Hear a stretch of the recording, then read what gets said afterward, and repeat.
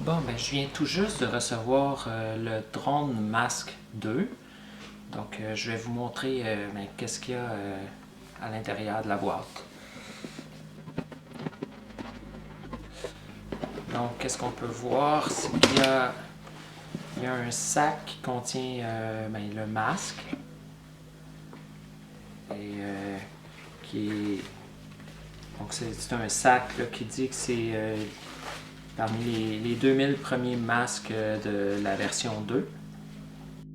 Un petit sachet de silicone. Il y a un petit étui, pour nettoyer l'écran qui est à l'intérieur du masque, qui se trouve être comme une loupe, deux loupes à l'intérieur qui permettent de grossir l'écran du téléphone. Et bon, le masque ici a une partie amovible qui permet de voir la caméra du téléphone, parce qu'on peut aussi utiliser ce masque-là pour des applications de réalité virtuelle.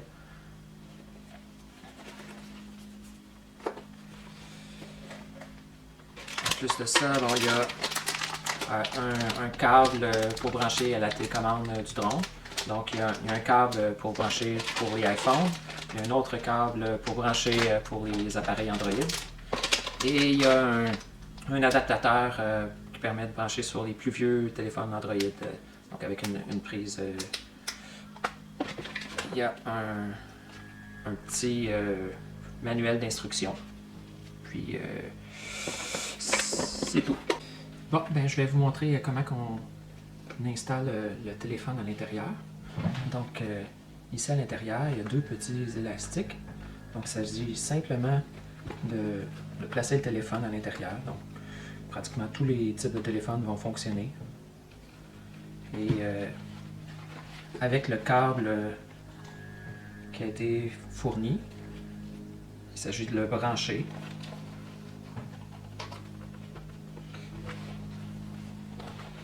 Et de le brancher dans la télécommande que nous avons.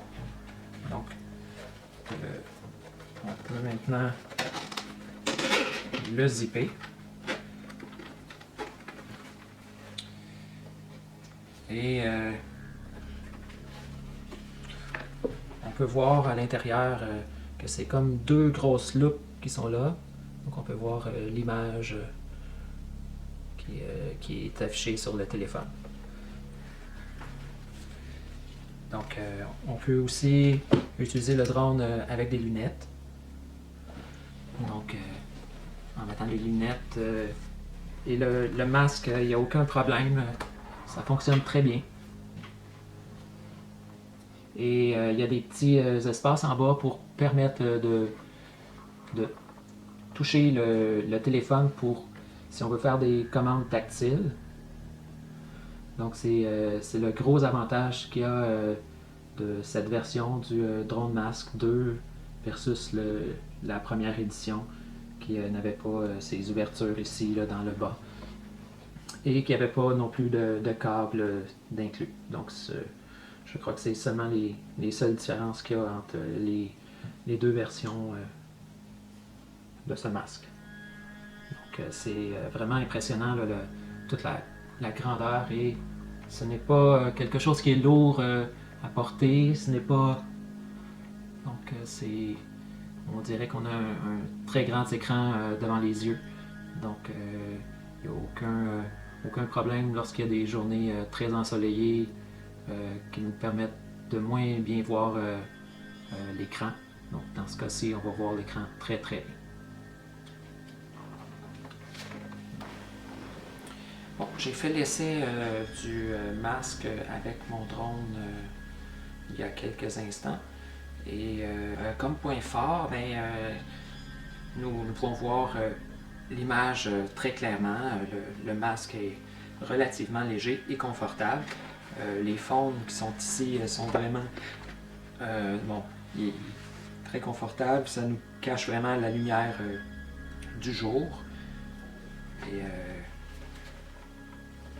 même après 30 minutes d'utilisation, c'était vraiment tu n'avais pas de sensation de lourdeur avec cet appareil.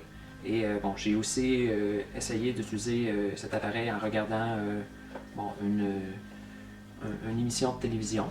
Et bon, c'est relativement intéressant. C'est certain que le fait que l'image, bon, le téléphone est relativement près des yeux, si bon, tu es comme moi avec un problème de presbytie, donc c'est certain que tu dois porter des lunettes pour pouvoir utiliser le drone. Mais l'utilisation de lunettes avec ce masque n'est vraiment pas un problème.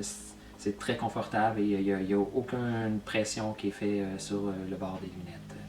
Donc c'est un appareil vraiment intéressant. Un des points faibles que bon, je trouve, c'est que malheureusement, comme on ne voit pas le drone décoller et on ne voit pas l'environnement immédiat, je trouve ça un peu dangereux, même si on a un observateur qui nous guide lors du décollage et lorsque nous sommes relativement près du sol. Donc, bon, c'est ce qui me... Bon, qui fait en sorte que je suis pas pleinement satisfait de cet appareil. Mais bon, c'est sûr qu'idéalement, ça serait de faire décoller le drone et une fois qu'il est rendu à une dizaine de mètres d'auteur, d'installer le téléphone dans l'appareil. Mais c'est toujours pas quelque chose d'idéal. Donc, bon, c'est mon avis, mais il y a plusieurs autres personnes qui ont adoré ce type d'appareil. Et c'est vraiment très intéressant, l'ouverture qui est située dans le bas, ça nous permet vraiment de pouvoir utiliser les fonctions tactiles qui peuvent être requises là, au début pour faire décoller notre drone ou pour ajuster les paramètres si on veut prendre des vidéos, changer le mode à mode pro versus automatique et ainsi de suite. Donc c'est vraiment un très bon ajout, ces petites ouvertures dans le bas. Donc bon. Mais je trouve qu'il y a quand même des défauts et c'est la raison pour laquelle je ne pense pas le garder. Je vous souhaite bonne journée et amusez-vous avec votre drone.